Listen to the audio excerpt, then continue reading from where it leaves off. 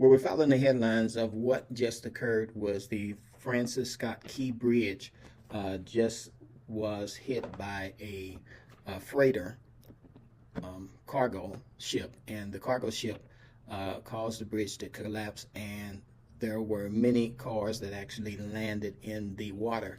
And this happened early this morning at a time when the bridge wasn't as heavily occupied as it normally is, but there were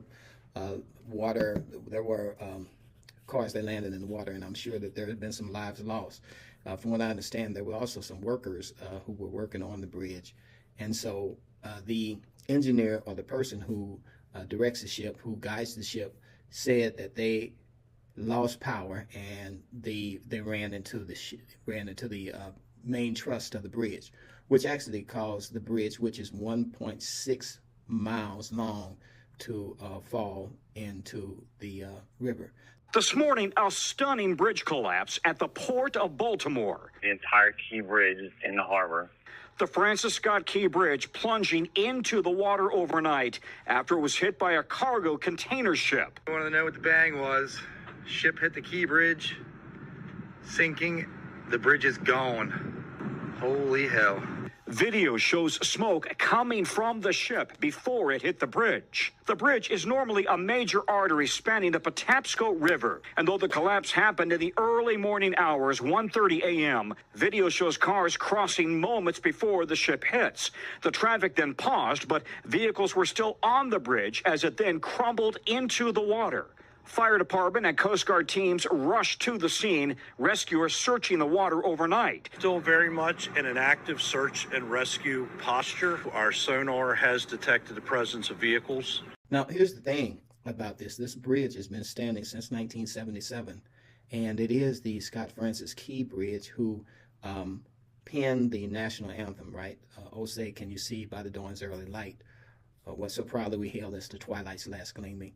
And so, again, there is a significance to the song and the representation of the anthem, the Star Spangled Banner, collapsing into the river. So, you know, there may be something else at play.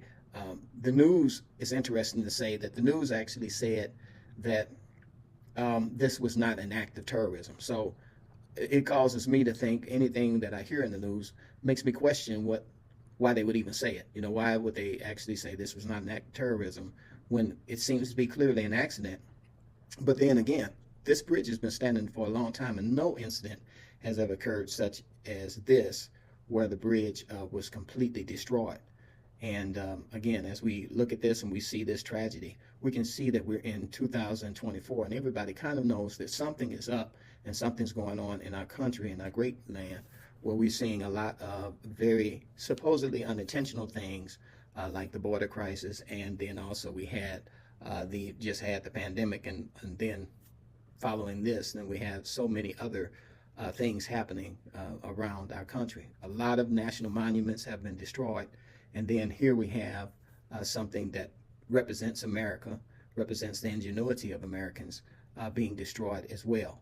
And so again, there is a calm posture to this whole story, but I think that this calm posture that they're taking, underneath there may be something very more sinister than what we realize. Anyway, I'll be glad to hear what you have to comment about this whole thing. It could be nothing. What do you think? Do you think that there is something up to this, or do you think that this is possibly just, you know, an accident as they say it is? I'll be reading your comments, and thank you for listening.